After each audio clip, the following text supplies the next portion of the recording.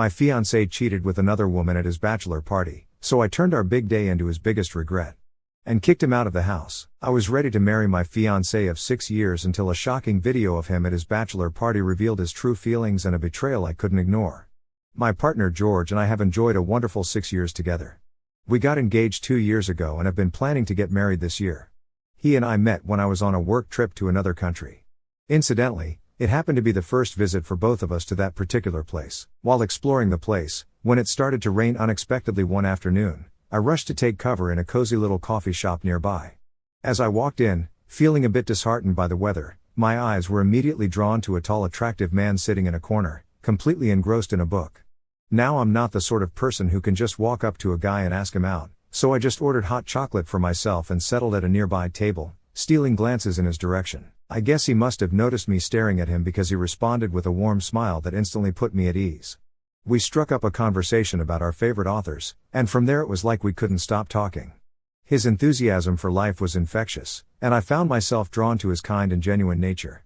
Over the rest of our vacation, we started spending more and more time together, exploring new places, trying new cuisines, and discovering shared interests. What really amazed me about George was his ability to always see the bright side of things, even when things didn't go to plan.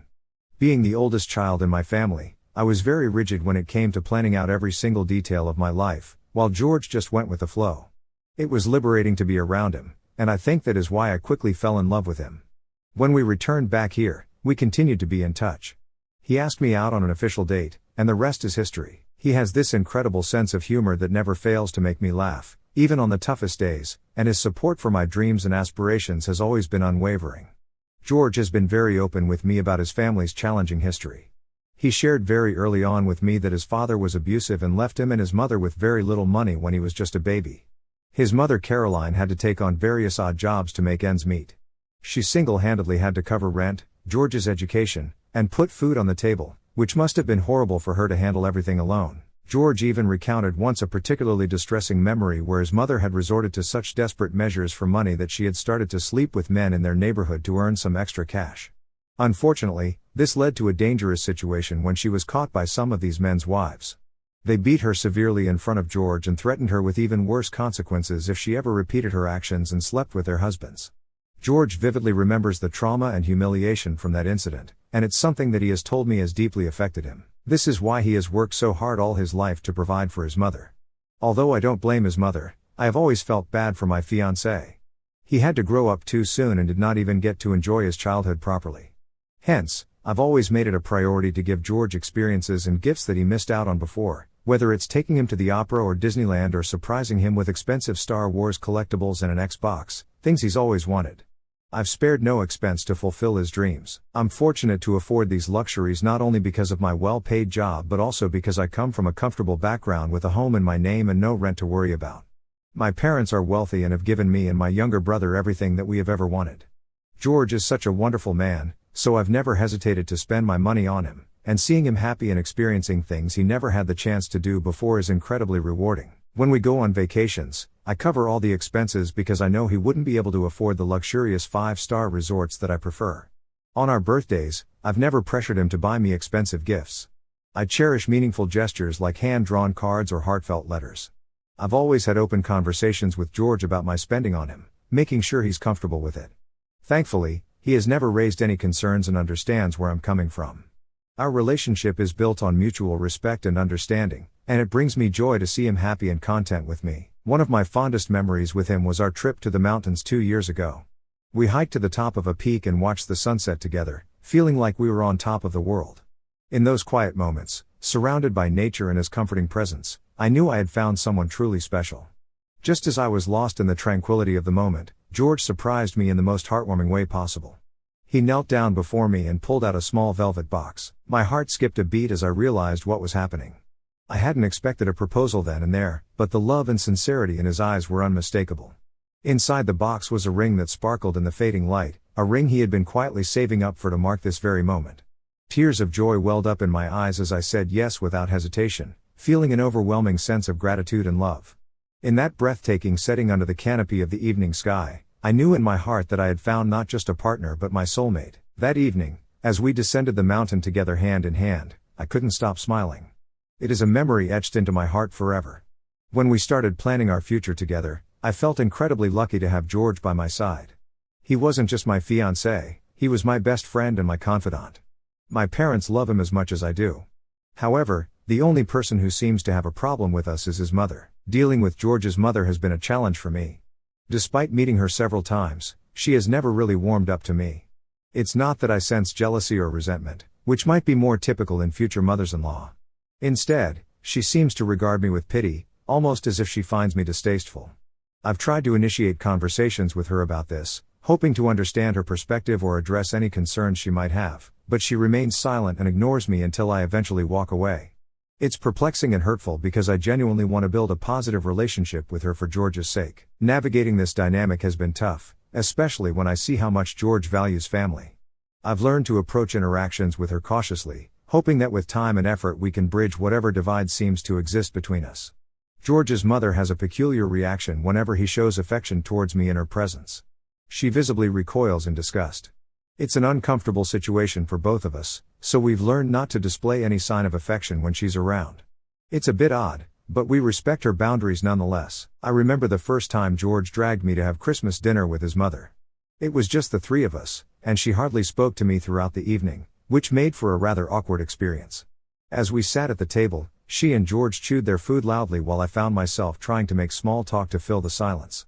Despite my efforts, the atmosphere remained tense and awkward. I did not enjoy the evening at all. Since my family went all out to celebrate the holidays, we gather with extended family, exchange gifts, and enjoy festive meals together, a tradition I've always cherished from my childhood.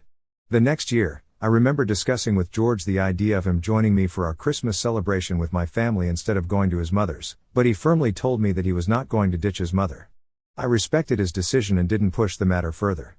It was important to him, and I understood his desire to be with his mother during the holidays. To find a balance that worked for both of us, we agreed on a compromise.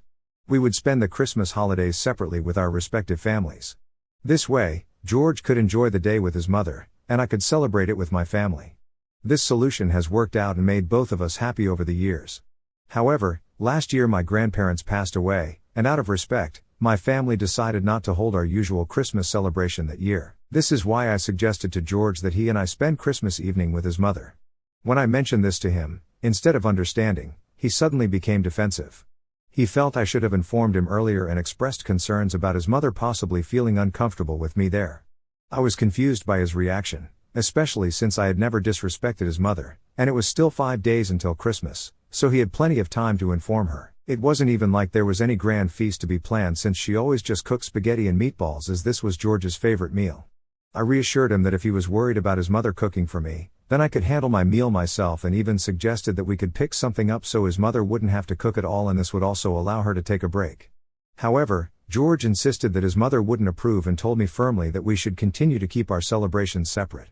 I was hurt by his reaction, but I always respected his decision and didn't press the issue further. On Christmas Day, while George got ready to spend the day with his mother, I stayed home in my pajamas watching movies in bed. I made video calls to my family and spent the day by myself. George returned home unusually late that night, but at the time I didn't think much of it. Imagine my surprise when shortly after the holidays, an old school friend who still follows me on social media reached out to me and asked if George and I had broken up. I was completely taken aback by her question and couldn't understand why she would even think that. Curious, I asked her if something had happened, which is when she sent me a screenshot of a photo where a woman was standing next to George. Both of them were standing close and smiling broadly. In the picture, my friend went on to tell me that she knew this woman and followed her on social media, hence had immediately recognized my fiancé in her pictures. They looked too cozy together, so she wanted to ask me directly if I had perhaps broken up with George. As I zoomed in on the picture trying to make sense of it, I noticed the familiar countertop behind them. It was unmistakably the same one in George's mother's kitchen. It hit me then that this photo must have been taken at his mother Caroline's place. My heart sank a little as I continued to scrutinize the image, noticing George in the shirt and trousers he wore during our Christmas dinner. The realization washed over me slowly. George had spent Christmas Day with his mother as usual, but what left me feeling uneasy was the realization that he hadn't mentioned meeting this mystery woman when he had chosen to spend the day apart from me, leaving me alone on Christmas. Also, it wasn't just about the photo. It was about the fact that he had never ever brought up this woman in our entire relationship, yet seemed really friendly with her from the photo. I asked my friend to send me the profile of this mystery woman, and she kindly obliged. I thanked my friend for her help and sat down to investigate this woman's profile. Luckily, her profile was open, so it didn't take long for me to find the picture of George and her together. She hadn't tagged him, but I noticed that George had left a comment, a red rose emoji under the post, indicating that he had seen the picture. I immediately took a screenshot, unable to believe what I was seeing. I felt numb, trying to recall if George had ever mentioned her to me, but it was clear that he hadn't. As far as I knew, George had no friends besides his mother, and he rarely mentioned any other acquaintances other than his co-workers. While I didn't mind if he had friends of the opposite gender, the fact that he hadn't told me about her struck me as odd. I decided to call my brother, knowing he could offer a perspective from a man's point of view. I didn't want to escalate things and cause a confrontation with my fiancé. Instead, I hoped my brother could help calm me down and make sense of the situation. To my surprise, my brother found the entire situation just as strange as I did. He advised me to confront George about it directly and stand firm if he tried to give any excuses. My brother emphasized that there was no valid reason for George to hide a friendship from me unless there was something suspicious happening. His words made me realize the seriousness of the situation, and I knew I had to address it with George to understand the truth. That evening, when George returned home, I served him dinner and waited for him to finish, trying to maintain a semblance of normality despite the turmoil inside me. He attempted to act cheerful, but it was clear he sensed something was amiss. Later, as we settled on the couch, I knew I couldn't delay the conversation any longer. I told him we needed to talk. I took a deep breath and pulled out my phone, showing him the picture that the woman had uploaded. I asked him who this woman was and why he had not ever mentioned her to me. George's expression changed instantly. His eyes widened in shock, and his face drained of color. He stammered, asking how I knew about the picture, but I pressed him, demanding to know who she was and why he hadn't mentioned her to me before. He cleared his throat nervously and muttered that she was one of his childhood friends. My eyebrows furrowed in confusion as I pointed out that he had never once mentioned her during all the years we had been together. The silence that followed was thick with tension, leaving me waiting anxiously for his response. He then asked me if his mother had talked to me earlier, but I shook my head, puzzled by his question. I demanded to know what he was talking about. George let out a sigh and admitted that the woman in the picture was someone from his past, a childhood friend he had known a long time ago while growing up. He explained that his mother had invited her to Christmas dinner without his prior knowledge, and he was just as surprised as I was to see her there. George tried to reassure me, saying he didn't think it was necessary to mention her to me because she was simply a friend as he had claimed. I couldn't help but notice his guilt and nervousness, which only fueled my confusion. When I questioned him about why he appeared so uneasy, he became defensive, insisting that he disliked such confrontations and that I should trust him enough not to ask such stupid and uncomfortable questions. I then asked him why he was standing so close to her with his arms around her waist, and he shook his head and angrily got up from the couch, telling me that I was starting to sound childish and immature since it was just a photo his mother wanted them to take. He walked off without waiting for me to respond. I sat there trying to process what had just happened, feeling a mix of confusion and disappointment. Despite his attempts to downplay the situation, I couldn't shake off the feeling that there was more to the story. His reaction left me feeling uncertain and uneasy, unsure of whether I could trust his explanation entirely. However, the next day George showed me his social media and revealed that he had blocked the woman in the picture. He assured me that he had taken the steps so I could feel at ease and know that he was only mine. Despite my mixed feelings about his reaction the previous day, I managed a faint smile, appreciating his effort to distance himself from the woman and reassure me of his commitment. I did try to call his mother and talk to her about this matter, but she refused to pick up my call, so I just let this be. I didn't bring up this incident ever again. This year, George and I had already made plans for our wedding, including booking the venue and caterer well in advance. My parents graciously covered the entire expenses without any questions. We had decided on separate bachelorette and bachelor parties for the weekend. I had arranged for my brother to accompany George to his bachelor party, knowing that George didn't have many friends to invite apart from some coworkers. Meanwhile, my friends and I were preparing for a relaxing and rejuvenating 3-day spa trip. George and his friends were gearing up for their own celebration separately. It was an exciting time as we each wanted to enjoy our last moments of singlehood before the big day. During the bachelorette party night, my brother kept me updated with messages about George's spending, mentioning how he was using my card on extravagant things like getting drunk and tipping strippers generously. Since I wanted George to have a good time with his friends, I offered him one of my cards, and my brother was aware of this. Despite my brother's concerns, I reassured him to relax and enjoy himself. I don't remember much from the night as I and my girlfriends also got drunk and went for a nighttime swim, which left us tired and ready for bed. I had put my phone on silence, so I missed my brother's calls during the night. The next morning, I woke up to several notifications. When I groggily opened my eyes the next morning, I saw the barrage of messages my brother had sent me overnight. There were multiple photos and videos, so I sat up in bed, curiosity piqued. At first, the video showed George receiving lap dances from strippers. It wasn't great, but I figured it was part of the wild night out. However, as I continued watching, my heart sank. George was getting handsy with some of the strippers, clearly blacked out drunk and making suggestive gestures. It was unsettling, but I tried to rationalize that it might be a result of too much alcohol. Then I came across the last video my brother had sent. It seemed to be recorded secretly from outside a room. In it, George, clearly drunk, was talking to one of his co-workers who is going to be the best man at our wedding. My fiancé was lamenting about how much he missed having wild sex and how seeing the strippers made him horny as hell. His best man laughed as George continued, saying that if it weren't for the money, he would have left my plain-looking vanilla ass a long time ago. My breath caught as the video ended. I felt a mixture of shock, hurt, and betrayal. My brother had sent several messages after that, asking me if I had seen the video and expressing his fury, saying he wanted to kill George for saying such horrible things behind my back. I sat there staring at the screen, trying to process the overwhelming emotions crashing over me.